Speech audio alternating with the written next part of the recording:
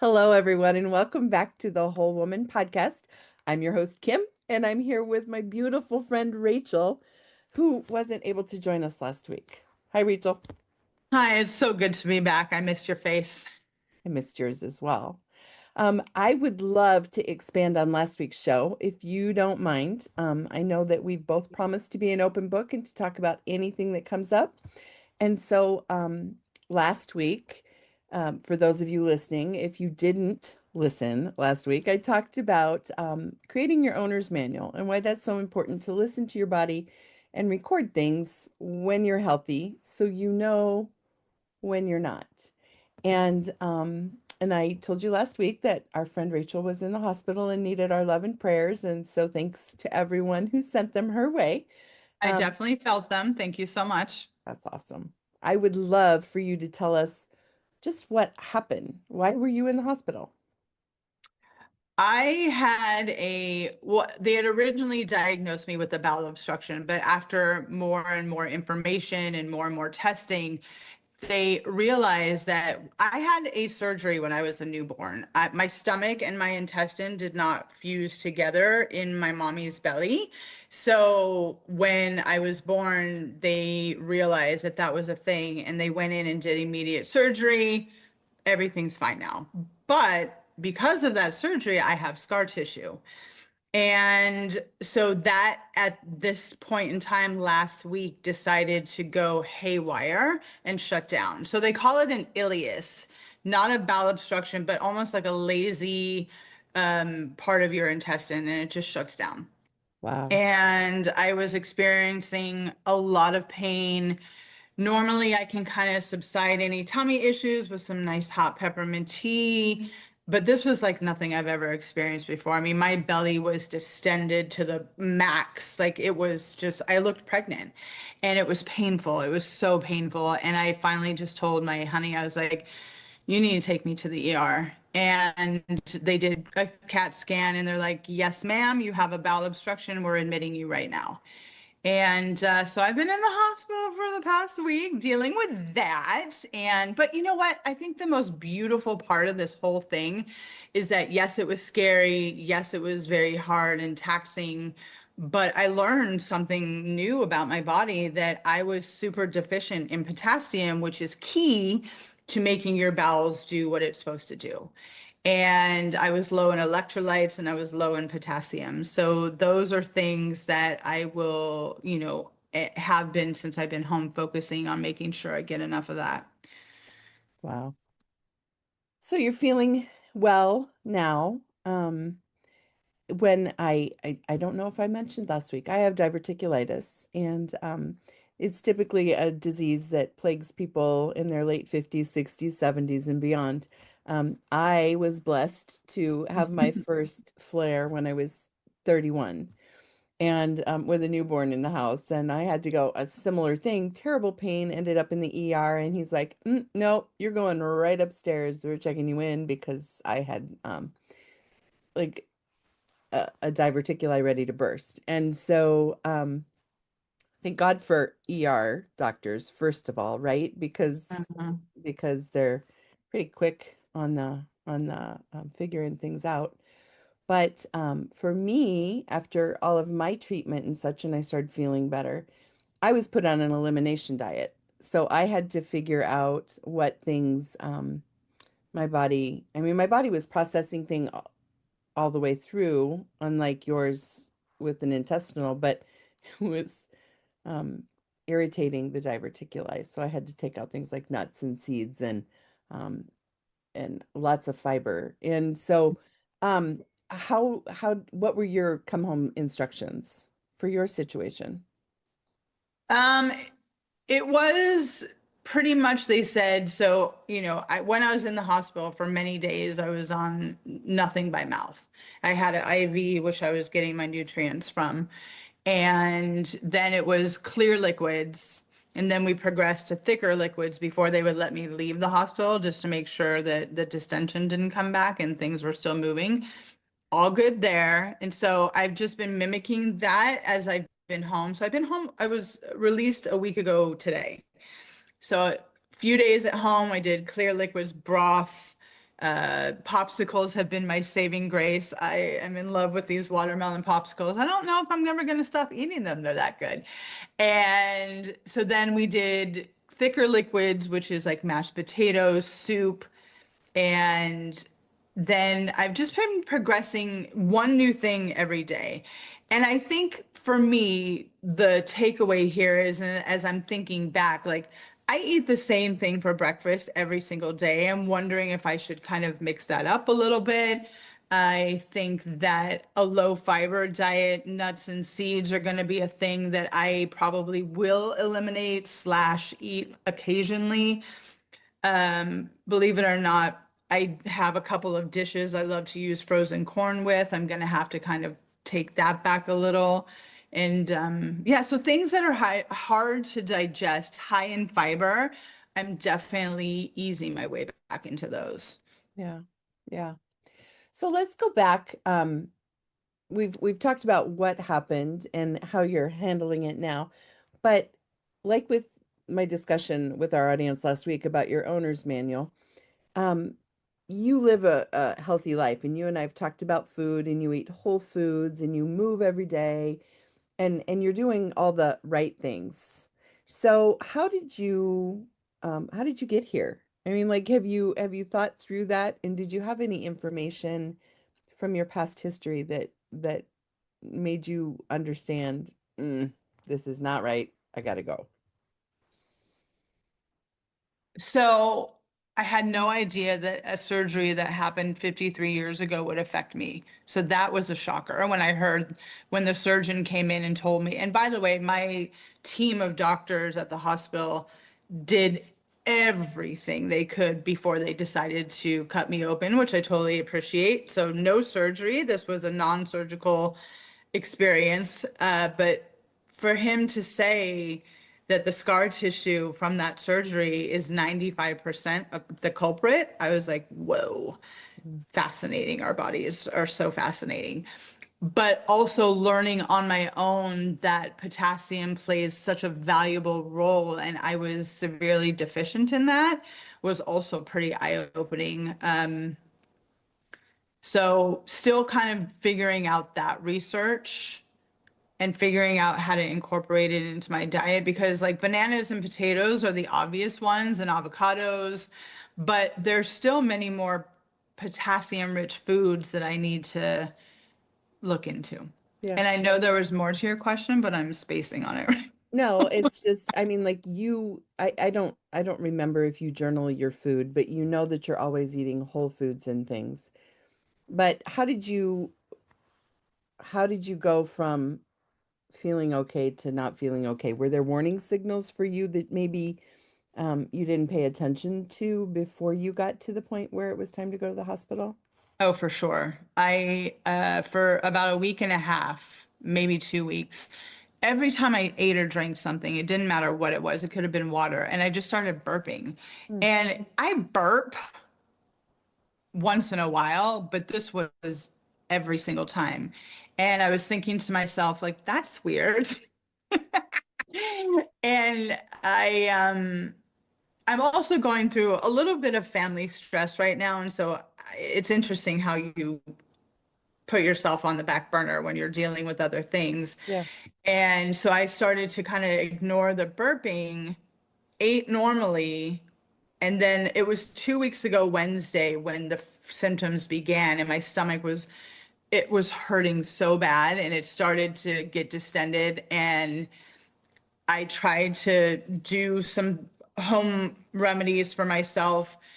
Nothing was working. So by Thursday morning, my partner took me to the ER. Yeah. Yeah. It's interesting. I do the same now with my diverticuli. Even though mine was removed, it's returned as I've reached that golden olden age. Um, and but I know the symptoms. But Hmm. often it's like, um, oh golly, we always offer too much information on our podcast, but like uh, I'm very regular, and then one of my first warning signals is that I'm not so regular. And that'll, if I heed that warning and I focus on my diet and maybe take out those seeds or nuts or the things that corn that has a tendency to flare my diverticulitis, I can usually avoid um, an issue. In your Yeah. case, the burping, but it could have, like you said, it could have just been the stress. We experience gastric, problems when we're stressed out or when maybe we're not sleeping as well as we should be, or if we just say, screw it, and I'm going to eat this delicious thing maybe Hmm. more often than I was before. Yeah. So, yeah, so moving forward, do you have that list in your head of pay attention? Obviously, burping is going to be one for you. I think that, and again, we do talk about everything on our podcast, but I was telling you before we started recording, like I have never been so focused on my bowel movements and things like that that I'm probably a little hyper aware of right now just because everything is so fresh, but I need to understand that that is your body's way of saying, hey, I'm doing great. Everything's working. And so I probably will pay more attention to that moving forward. Definitely the distension that is, I mean, this is going to sound weird, Kim, but I thought I was gaining weight because it was kind of happening for a couple weeks. And I was like, okay, I'm gaining weight there. Hmm. No. And not that my stomach is flat as a board now, but holy crap, the difference Hmm. is noticeable and I can feel the difference. Yeah. So to pay attention to my feelings of my body, I guess I lost myself a little bit. And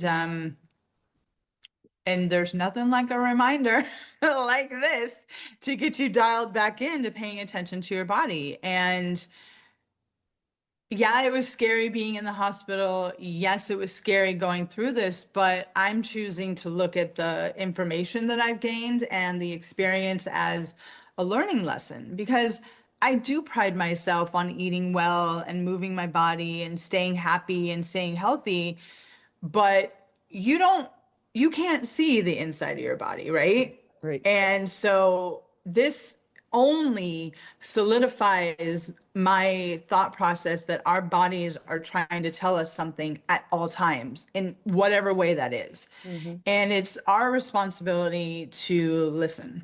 Hmm. And so good that they can heal when you do the right thing. I mean, like you needed some help at the hospital and some, methods to relieve the pressure, but here you are a week later, hesitant but good as new, right? Yeah, for And I sure. think it's amazing that our bodies can heal. Hmm. I'm home today. Well, I'm home every day, but our schedule's been altered a little bit because I'm watching my grandson, and he is home from daycare because he's been running a fever. You look at him and you don't see that anything's wrong, right? But his body is telling all of us, "Hey, pay attention, the little guy's got a fever." Well, when's the last time, you checked your temperature? Or, I mean, like, I feel like as adults, we just keep trudging forward. We just do the Hmm. things, right? And we start to ignore those warning signals. And so, yeah, you're right. Kind of a little wake-up call, like, hello, pay attention. Yes, for sure. I mean, in an experience like this, and I'm sure you felt this way at the time when you were in the hospital, it's a little hard not to be over cautious and over, oh, like, oh my God, oh, my body made this sound. I mean, so I'm doing my best. And thank God my partner is so like just he's home all the time. And he's just like, honey, you're okay. You're okay. And so to not get in this frenzy of like something's wrong, you know what I mean? Mhm. I'm sure that'll dissipate as the weeks go on and I improve, but this first week has been a little nerve-wracking if I'm being if I'm being honest. Yeah, yeah. Well, I'm glad you're feeling well, and I'm glad things are working well. So, the only other thing that I really thought would be interesting is how you plan to, we talked about the fiber, low fiber and all that. Do you take any supplements like in your like pre-illness? Did you take any supplements? And post-illness, do you think you'll take any supplements? Um, the potassium, can you get it all in your food, or will you have to take like a multivitamin? What are your plans for yourself? I'm still researching that. Currently, I am doing potassium rich foods. But we have been listening to this human biologist. I keep calling him a doctor. He's not a doctor. He's a human biologist. His name is Gary Brecka. He's all over the internet helping celebrities get their shit together. But he promotes this Baja Gold salt, which is super rich in a lot of minerals that we as humans are lacking. So you put like a quarter of a teaspoon in your water, you shake it up, and you drink it. He drinks it all in one sitting. I am kind of sipping it throughout the day, but um, I mean, I'm trying the things that I need to be trying, and moving forward, I'm not dismissing supplements, but I will be honest and say it's very hard to find supplements that are real and not just manufactured in, overflow, Right. and they do need to be researched. Yeah. So I will get there. I'm just not there yet. Yeah.